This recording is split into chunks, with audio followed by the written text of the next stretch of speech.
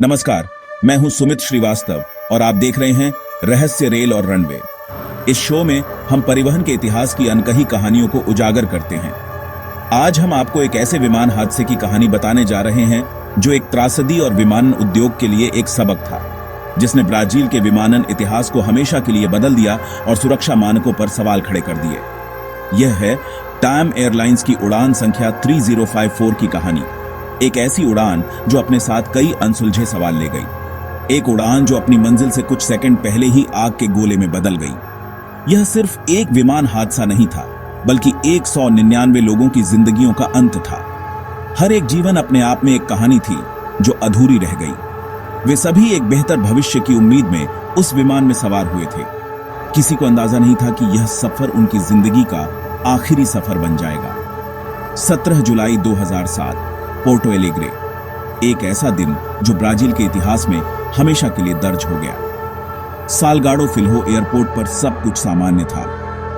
TM flight 3054 Sao Paulo के लिए तैयार थी, लेकिन उस दिन इस रूटीन में एक भयानक मोड़ आने वाला था। एक मामूली तकनीकी खराबी, पायलट की एक चूक और खराब मौसम ने मिलकर एक भयानक त्रासदी को जन्म दिया। यह एक ऐसा संयोग था जिसने 199 परिवारों को हमेशा के लिए तबाह कर दिया। इतिहास की सबसे बड़ी विमान दुर्घटनाओं में से एक को जन्म दिया। यह कहानी हमें सिखाती है कि विमानन सुरक्षा में जरा सी लापरवाही भी कितनी महंगी पड़ सकती है। यह एक चेतावनी है कि सुरक्षा को हमेशा प्राथमिकता दी जानी चाहिए।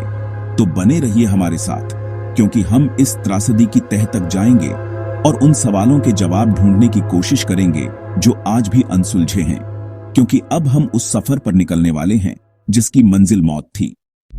टैम एयरलाइंस ब्राजील की एक प्रमुख विमानन कंपनी, जिसका इतिहास देश की हवाई यात्रा के विकास के साथ जुड़ा हुआ है, जिसे अब एलेटाम ब्राजील के नाम से जाना जाता है।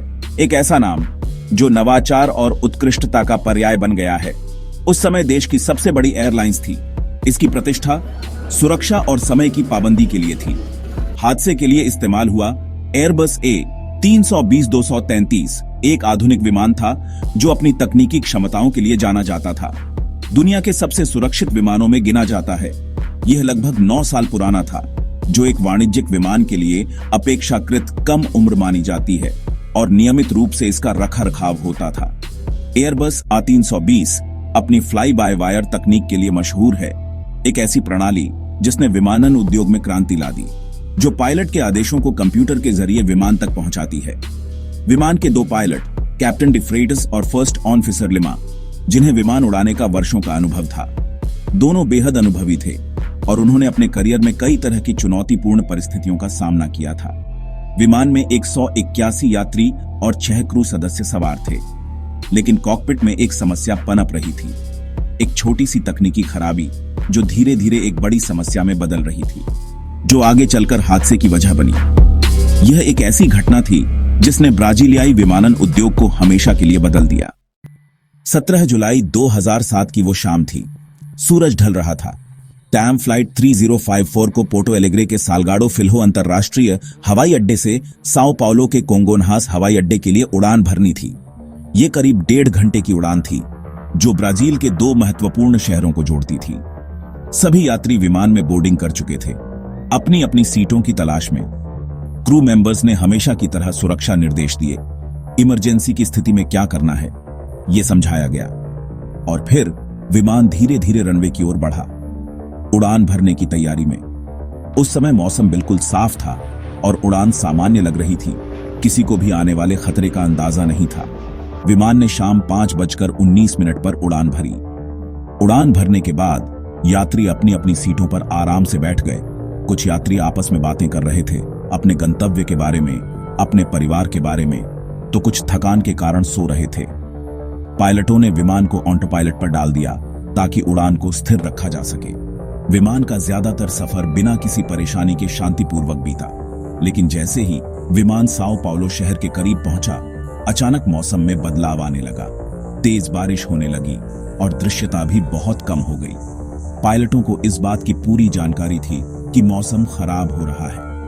कोंगोन्यास एयरपोर्ट का रनवे सामान्य से छोटा था और बारिश की वजह से वो फिसलन भरा भी हो गया था। पायलटों को यह भी पता था कि उनके विमान का एक ब्रेकिंग सिस्टम ठीक से काम नहीं कर रहा है।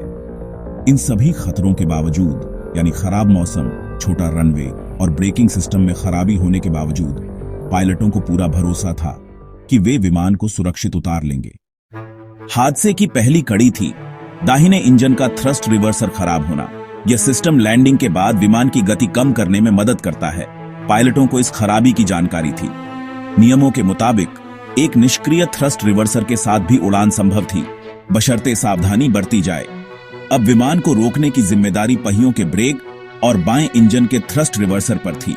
लेकिन कॉन्गोनियास का रनवे छोटा और बारिश से फिसलन भरा था। ऐसे में थ्रस्ट रिवर्सर की भूमिका और बढ़ जाती है। पायलटों को बेहद सटीक लैंडिंग करनी थी। जरा सी चूक का मतलब था कि विमान रनवे के पार चला जाएगा। कॉकपिट में रणनीति बनी होगी, लेकिन शायद खतरे की गंभीरता का अंदाजा नहीं था। एक निष्क्रिय थ्रस्ट रिवर्सर, गीला रनवे और एक छोटी सी भूल ये त्रासदी की जमीन तैयार कर रहे थे। शाम 6:48 बजे फ्लाइट 3054 साओ पाउलो के रनवे 35L पर उतरने को तैयार थी। बाहर मूसलाधार बारिश थी, रनवे फिसलन भरा। पायलटों ने लैंडिंग गियर और फ्लैप सेट किए और विमान को टच डाउन जोन में उतारने की कोशिश की।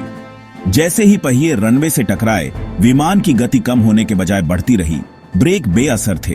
हाइड्रोप्लेनिंग हो रही थी। हाइड्रोप्लेनिंग में पहियों और रनवे के बीच पानी की परत बन जाती है, जिससे ब्रेक काम नहीं करते। पायलट ने बाएं इंजन के थ्रस्ट लीवर को रिवर्स में डाला, लेकिन दाहिने इंजन का लीवर क्लाइंब पोजीशन में ही रह गया। कंप्यूटर ने इसे गो अराउंड का सिग्नल समझा। दाहिना इंजन पूरी ताकत से विमान को आगे धकेलने लगा। एक इंजन रोक रहा था, दूसरा आगे बढ़ा रहा था। विमान बेकाबू हो गया। विमान पूरी तरह नियंत्रण खो चुका था। रनवे पर तेज रफ्तार से फिसलता हुआ अब किसी के काबू में नहीं था। पायलटों ने रडर और ब्रेक का पूरा इस्तेमाल किया, लेकिन सब बेअसर था। विमान बाईं ओर मुड़ते हुए रनवे से बाहर निकल गया। यात्रियों को जोर का झटका लगा। केबिन में चीख पुकार मच गई। विमान ने रनवे के अंत की दीवार तोड़ी, सड़क पार की और टीएम एक्सप्रेस के कार्गो टर्मिनल से टकरा गया। टक्कर इतनी जोरदार थी कि इमारत का बड़ा हिस्सा ढह गया। कई गाड़ियां चपेट में आ गईं, फ्यूल टैंक फट गए और आग लग गई। पूरा विमान और इमारत आग के गोले में बदल गए। अंदर फंसे लोगों के लिए बचने का कोई रास्ता नहीं बचा था। बचावकर्मी मौके पर पहुंचे, लेकिन आग ने सब कुछ घेर लिया था। टक्कर के बाद का दृश्य किसी कयामत से कम नहीं था। हर तरफ आग की लपटें और धुआं ही धुआं था। विमान और इमारतें धू धू कर जल रही थीं। आग इतनी भीषण थी कि सब कुछ जलकर राख हो रहा था। आग की लपटें इतनी तेज थीं कि विमान का ढांचा पिघलने लगा और लगातार धमाके हो रहे थे। आपातकालीन सेवाएं तुरंत मौके पर पहुंची, लेकिन आग पर काबू पाना बेहद मुश्किल था। हादसे में विमान के सभी 187 यात्रियों और क्रू की मौत हो गई। इमारत में काम कर रहे 12 कर्मचारी भी मारे गए। कुल 199 जिंदगियां इस हादसे की भेंट चढ़ गईं। परिवारों के लिए यह अपूरणीय क्षति थी। कई घंटों बाद आग बुझाई जा सकी, लेकिन तब तक सब कुछ राख हो चुका था। अब बचाव कर्मियों के सामने था मलबे से शव निकालने और हादसे के सुराग ढूंढने का कठिन काम। हादसे के तुरंत बाद ब्राजील की विमानन जांच एजेंसी सेनिपा की टीम घटनास्थल पर पहुंच गई। हर तरफ मलबा बिखरा था और जांचकर्ता सुराग ढूंढने में जुट गए। उनकी सबसे पहली प्राथमिकता थी ब्लैक बॉक्स को ढूंढना, जो हादसे की असली वजहों का पता लगाने में मदद करता है। कई दिनों की कड़ी मेहनत के बाद दोनों ब्लैक बॉक्स मलबे के बीच से बरामद कर लिए गए। हालांकि वे जले हुए थे, लेकिन उनका डेटा सुरक्षित था। इन ब्लैक बॉक्सों को विश्लेषण के लिए अमेरिका भेजा गया, ताकि हादसे के हर पहलू की गहराई से जांच हो सके। डेटा रिकवर होते ही हादसे की असली वजहें सामने आने लगीं। विशेषज्ञों ने रिकॉर्डिंग और फ्लाइट डेटा का बारीकी से विश्लेषण किया। कॉकपिट वॉइस रिकॉर्डर से पता चला कि पायलटों को रनवे की हालत और थ्रस्ट रिवर्सर की खराबी की पूरी जानकारी थी। फ्लाइट डेटा रिकॉर्डर ने दिखाया कि लैंडिंग के वक्त दाहिने इंजन का लीवर क्लाइंब पोजीशन में रह गया था, जिससे कंप्यूटर ने इसे गो अराउंड समझा और विमान बेकाबू हो गया। जांच में यह भी सामने आया कि टीएम की ट्रेनिंग में इस स्थिति के लिए स्पष्ट निर्देशों की कमी थी और रनवे की खराब हालत ने हादसे को और गंभीर बना दिया। टैम फ्लाइट 3054 की दुर्घटना ब्राजील के लिए एक चेतावनी थी, जिसने पूरे देश को झकझोर दिया।